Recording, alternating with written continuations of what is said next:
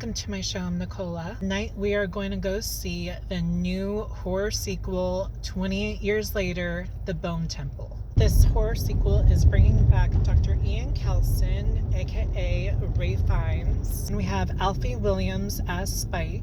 And a big surprise note, Cillian Murphy is supposedly making a guest appearance in this movie. So he is finally back in this franchise. Really excited to see what his role is. I mean, it's going to be the same role, but I'm wondering how much he's actually going to be in this film. We have Jack O'Connell back as Jimmy Crystal. So he is...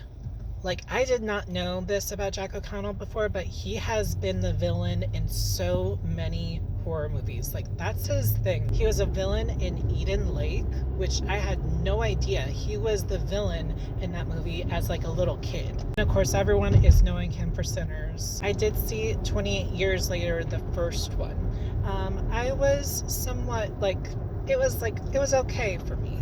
It wasn't too impressive, but I'm hearing that a lot of critics are saying that this sequel is so much better. Last time we saw that Spike, he partnered up with the Jimmies, which basically Power Rangers, that ending scene was so it was so funny, honestly. We shall see what this is giving. I'll let you guys know what's up.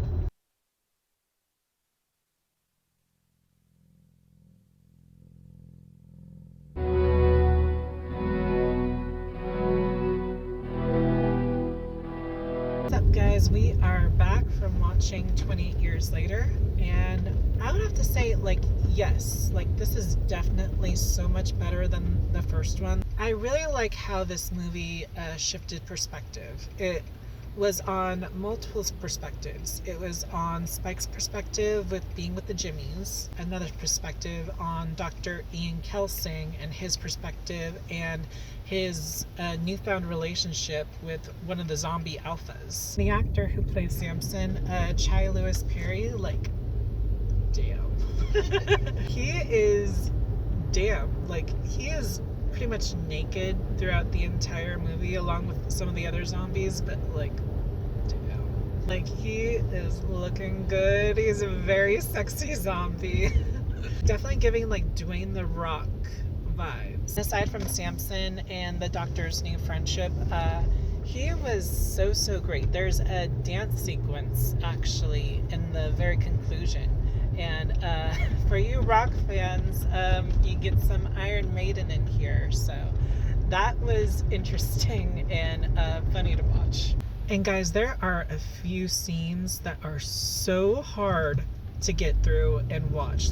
I could not look at this one particular scene. There's a particular scene in a barn.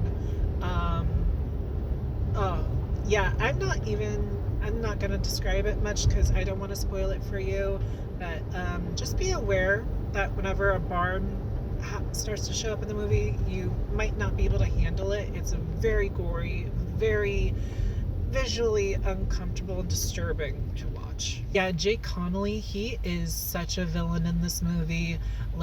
You don't see much of his evil side in the first one, but this one, you see much more, and yeah, I don't like him. Something that I did like is the whole perspective with the doctor and Samson and their growing friendship. It was a little bit of comic relief. Don't get me wrong, there is plenty of gore, plenty of zombie violence, lots of zombie stuff, but it's kind of shifting away from what you would think a regular zombie movie would be. It's not the norm. It's basically, in this movie, making the humans and the Jimmies much more evil and horrible than the actual zombies in the movie. And I loved seeing the scene with Cillian Murphy. He didn't have a full big role in this movie. He did just have a sort of cameo, but it is official that I feel like he is finally being introduced back into this franchise, and I'm really excited. I think he's going to have a much more bigger role in this next one that's after, if they're going to create another sequel. I would give this movie Solid A minus or a 9 out of 10 because I really enjoyed this movie. Like, this was very, very impressive. I think that if you are a fan of the 28 Days Later franchise, then you will definitely like this. I think you'll like this better than the last one. 28 Years Later, Bone Temple is in theaters right now. Go get your tickets. If you love zombie movies, this is a must-see.